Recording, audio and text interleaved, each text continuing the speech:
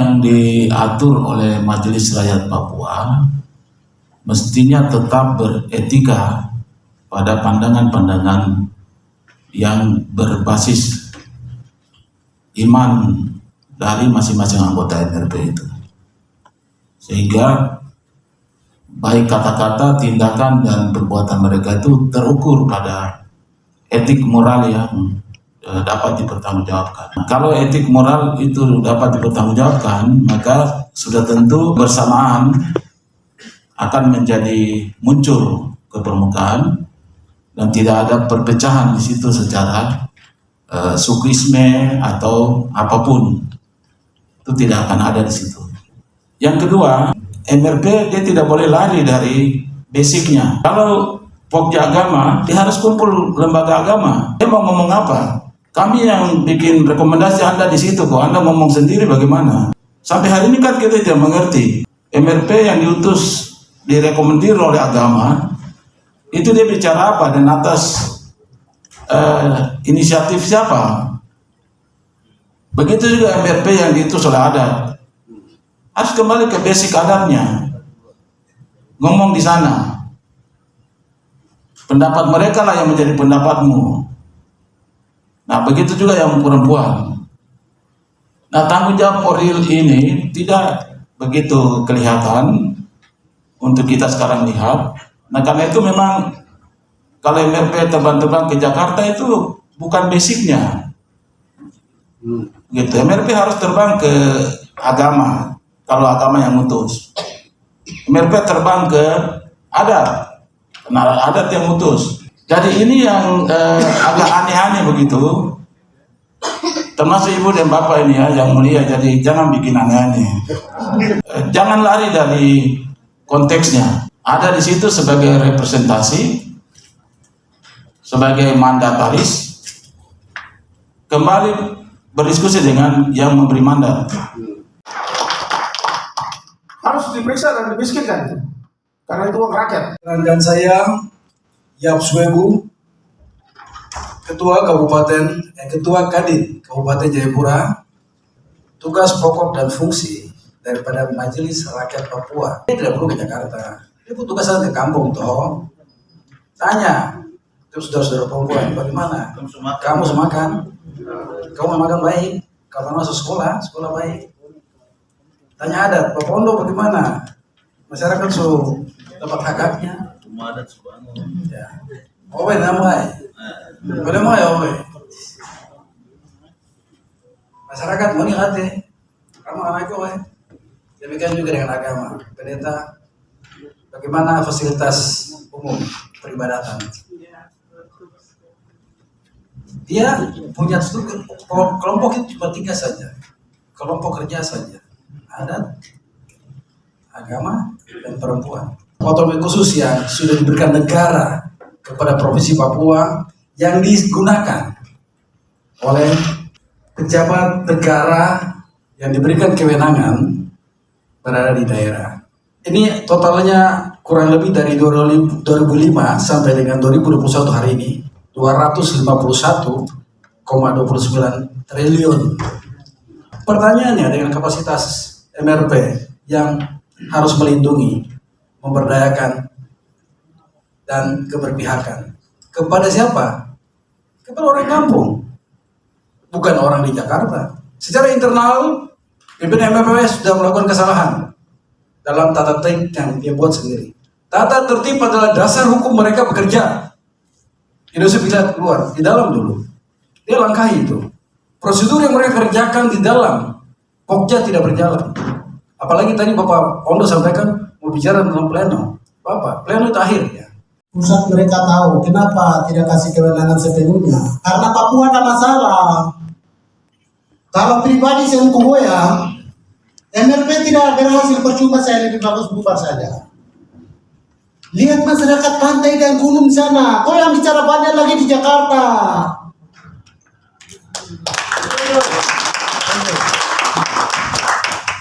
Orang-orang yang tidak mengerti ada di MRP, saya tidak perlu jelaskan. Pasal ini begini saya tidak perlu jelaskan. Persoalan Papua ini jelas, kembali ke MRP, DPRP. Percuma saya kok bicara banyak di Jakarta sana.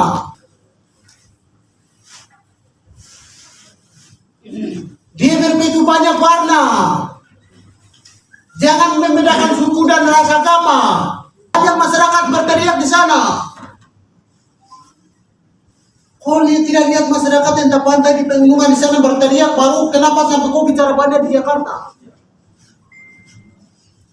MRP, ketua MRP kau yang bicara banyak di Jakarta, DPRP kau yang bicara banyak di Jakarta, bupati kau yang bicara banyak di Jakarta, gubernur kau yang bicara banyak di Jakarta. Ini nggak hukum Polda Papua, kejaksaan pengadilan. Orang-orang pencuri harus diproses hukum. Betul. Fungsi dan tugas MRP, DPRP sebenarnya apa? Saya tidak mengerti sekali. Kita ini orang-orang yang bersih datang ini, orang-orang yang selalu orang-orang pencuri bicara banyak sekarang di Jakarta. Sekarang dia ada berputar lagi, mobil kaca gelap dia ada berputar. Kasihan kami ini orang-orang yang selalu dengan masyarakat duduk ini bicara banyak. Saya tahu persoalan. Saya orang Gunung, sudah 15 tahun di Jayapura. Orang Papua kok ke Jakarta kok bicara banyak sekali. Masalah Papua merdeka ini satu proyek besar. Gue yang tipe-tipe ke Jakarta sana bicara banyak. Mau kosong. Saya orang Gunung. Satu pertanyaan. Tanya Pak Matius Auto. Simpuwe itu siapa? Pantai-pantai atur di pantai. Puncak aku atur di puncak Jaya. Wamena aku atur di Wamena. Percuma saya kok bicara banyak di MRP, percuma saya kok bicara banyak di fungsi dan tugas sebenarnya apa? Saya tidak sekolah, jadi saya tidak mengerti sekali. Tapi kenapa kok bicara banyak di MK sana? Orang Jakarta mereka sudah tahu, apalagi Pak Tito Mendagri di sana. Persoalan Papua dia tahu. Kok yang bikin kubu-kubu? Pantai jalan sendiri, gunung jalan sendiri. Saya ini tidak mengerti sekali. Persoalan yang terjadi di Papua ini orang Jakarta dulu tahu. Kenapa teman-teman saya berteriak di gunung saya? Saya tidak mengerti sekali fungsi MRP dan DPRP. Bicara apa kau di Jakarta sana? Percuma saya mau ketemu presiden, ketemu Mendagri. Kau ujung-ujungnya minta uang.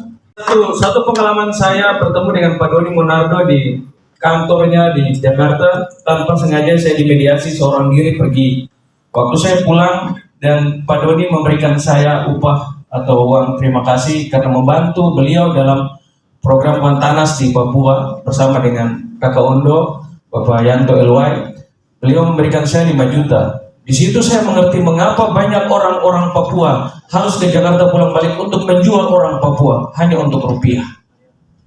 Mereka pergi membuang isu, memberi isu dan ini dan itu, dan untuk mendapatkan rupiah di sana. Saya berharap mata rantai ini harus diputuskan oleh MRP sebagai representatif dari rakyat Papua, sehingga tidak ada lagi isu-isu penjajahan, isu-isu diskriminasi di atas tanah Papua.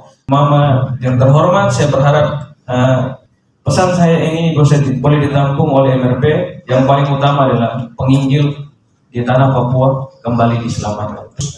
Otsus Papua yang sedang dibahas di Jakarta ini tanggal 15 sudah disahkan. Oleh karena itu saya ingin menyampaikan ke MRP bahwa harus ada lembaga khusus untuk mengelola dana otsus. Tidak boleh digabung-gabungkan dengan APBD dan lain-lain sebagainya. Kenapa? Hari ini kita lihat bahwa dana otsus yang turun ke daerah-daerah itu semua ada yang membangun fisik dari dana otsus. Sehingga masyarakat kita tidak pernah tahu apa yang disebut otsus dana itu. Yang diperjuangkan lalu dana otsus itu apa? Sampai dengan sekarang. Dan karena apa? Itu dia gabungkan dengan itu lalu mereka bangun fisik sekolah. Yang sebenarnya harus bangun manusianya dan dana otsus itu. Tapi bangun fisik jalan, jembatan dan lain-lain sebagainya. Ini harus dipisahkan oleh MRP. MRP membuat satu lembaga memisahkan dana otsus ini tidak boleh dikelola. Harus satu lembaga dikelola oleh mungkin hamba-hamba Tuhan yang mengelolanya. Sehingga itu turun langsung. Sehingga masyarakat kita, anak-anak kita generasi muda yang mulai bertumbuh ini, yang mereka ada yang bergerak di dunia kontraktor, dunia usaha, mereka tidak perlu jauh-jauh cari pinjamkan. Kita pinjam uang di bank itu setengah mati, minta ampun. Apalagi kita yang di danau ini tidak ada sertifikat tanah. Jadi mau pinjam uang, mau taruh jaminan apa sudah susah. Oleh karena itu lembaga ini dia khusus untuk mengelola dana otsus, dan itu khusus untuk anak-anak Papua meminjam atau memakai uang dari situ untuk buka usaha. Itu yang harus diperjuangkan oleh MRP. Tidak bisa digabungkan. Karena sampai sekarang digabungkan dana otsus itu dibangun untuk fisik yang terjadi. Yang ketiga, hari ini kita orang-orang Papua, ini kita sendiri pejabat Papua memiskinkan kita punya anak-anak sendiri. Kita contoh Kabupaten Jayapura saja. Tidak jauh Kabupaten Jayapura ini, semua pengusaha yang kerja itu pengusaha orang luar. Apalagi bilang rekening, sekarang ada aturan rekening 500 juta. Siapa anak pengusaha kita yang ada di sini yang uangnya ada 500 juta dalam rekening? Ini siapa yang memperjuangkan? Siapa yang mau membicarakan soal ini di pemerintah? Bupati-bupati kita ini menyusahkan kita sendiri. Akhirnya masyarakat terus bicara tentang Papua Merdeka. Mereka tidak ada jalan lain. Tidak ada jalan lain untuk menyelamatkan, untuk bagaimana kita mendapatkan pekerjaan. Akhirnya frustasi dan kita bicara Papua Merdeka. Jadi kita punya orang sendiri, kita punya pejabat daerah sampai ke tingkat kampung, kepala kampung, dana-dana itu terus mereka gunakan, mereka pakai untuk pribadi. Akhirnya apa? Di gunung contohnya saja, mungkin di gunung dana tidak sampai di sana. Akhirnya masyarakat bilang, otsus itu yang seperti apa ya? Jadi otsus itu, dana itu tidak sampai di masyarakat. Jadi kita bicara besar, bicara yang tinggi, tapi yang ada di bawah masyarakat, kepala-kepala kampung bikin susah masyarakat. Akhirnya masyarakat bilang, otsus yang seperti apa sebenarnya? Kita bilang pejabat yang besar, tetapi pejabat yang besar juga tidak pernah mengawal dana itu sampai ke kampung, apa betul dirasakan oleh masyarakat atau tidak. Oleh karena itu, sebelum disahkan ini mungkin MRP bisa merekomendasikan bahwa harus ada lembaga, betul-betul lembaga sendiri sehingga masyarakat tahu bahwa saya punya anak sekolah dari dana otsus ini. Hari ini saya punya di kampung ini usaha yang saya bangun ini dari dana otsus, tidak dari dana dari bantuan-bantuan lain-lain. Sehingga itu jadi bahan pemilihan generasi kita akan bicara bahwa ini dari dana otsus. Oh, berarti Indonesia betul yang mereka bicara. Hari ini tidak ada, dana otsus dipisahkan. Semuanya sekarang kita lihat, saya di DPR waktu itu saya sudah bicara kepada pemerintah bahwa pisahkan ini. Buat aturan, pisahkan. Dana otsus tidak boleh, dana otsus digabung untuk fisik. Biar bangun masuk manusianya saja, sehingga manusia itu tahu bahwa ini dana dari otsus, dari perjuangan ini. Itu yang saya mau sampaikan. Jadi saya harap bahwa MRP rekomendasikan itu harus ada lembaga. Lalu memang sampai sekarang bupati-bupati kita bikin susah banyak orang. Karena itu harus turun betul-betul dilihat sampai kepada masyarakat. Dan kepala kampung yang kecil di bawah ini juga bikin susah. Akhirnya masyarakat kita juga mereka bicara tentang Papua Merdeka. Juga MRP juga saya berharap bahwa hari ini lembaga dalam undang-undang otsus itu kita jangan fokus bicara uang. Ada banyak ada poin-poin yang dalam pasal-pasal yang tidak kita bicarakan. Salah satu yaitu MRP dan anggarannya dan juga 14 kursi. Tetapi MRP juga pemerintah pusat harus mendengar MRP. Saya dengar itu MRP tidak pernah dihargai. Kadang-kadang MRP juga menyampaikan rekomendasi-rekomendasi tetapi tidak dihargai juga. Nah, ini membuat sehingga MRP juga mungkin frustasi juga yang mereka hari ini berjuang untuk mereka gugat presiden lagi di MK. Saya pikir itu memang mereka melanggar taktik, tetapi itu kewenangan mereka. Kita tidak bisa bicara itu, silakan saja ke mereka dan kewenangannya. Tetapi kita tetap akan menunggu bahwa yang terakhir ini saya sampaikan bahwa dalam perjuangan itu bahwa Papua untuk Papua bupati wakil bupati itu harus diperjuangkan. Kalau tidak, ini tetap masalah mau 20 tahun ditambah lagi tetap masyarakat akan bicara tentang Papua Merdeka. Itu harus diberikan. Pasal-pasal itu harus diimplementasikan. Sehingga masyarakat Papua kita punya dasar bicara. Kalau ada yang bicara kita, undang-undang kita sudah pakai. Hari ini kita semua konsentrasi bicara uangnya saja, tetapi pasal-pasal yang lain kita tidak pernah bicarakan. Tidak pernah singgung pun tentang partai lokal. Kalau partai lokal memang negara pusat merasakan bahwa ini terganggu, ya silakan sampaikan ke publik, kita mengerti. Ini terganggu dasar-dasar ini, alasannya ini. Itu yang saya mau sampaikan. Mungkin dari saya seperti itu. Terima kasih banyak untuk pertemuan. Saya akui secara pribadi sebagai anggota Majelis Rakyat Papua di Pokja Adat, lembaga ini tidak mereka taati teman-teman, tapi tidak semua. Ada beberapa oknum yang tidak taat. Karena lembaga ini didirikan berdasarkan adat. Warna adat yang ada di MRP, tapi sangat sayang adat tidak dihargai sendiri. Termasuk yang dipimpin oleh ketuanya.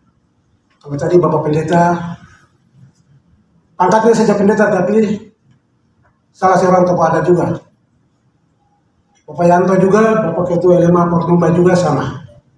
Saya terima kasih sekali itu sebuah koreksi kita, walaupun saya 1 orang, yang ada di Pokjadat, walaupun 17 orang, tapi sudah meninggal 2, sampai sekarang pengisian antar waktu belum ada. Tetapi 1 orang ini saya akan selalu membijaki semua aspirasi yang masuk. Dan saya akan proteksi langkah-langkah apa yang saya bisa ambil dalam kelompok kerja saya di adat itu. Hari ini saya akan dengar, dampingi Ibu Dori, saya akan dengar aspirasi yang Bapak Ibu sampaikan.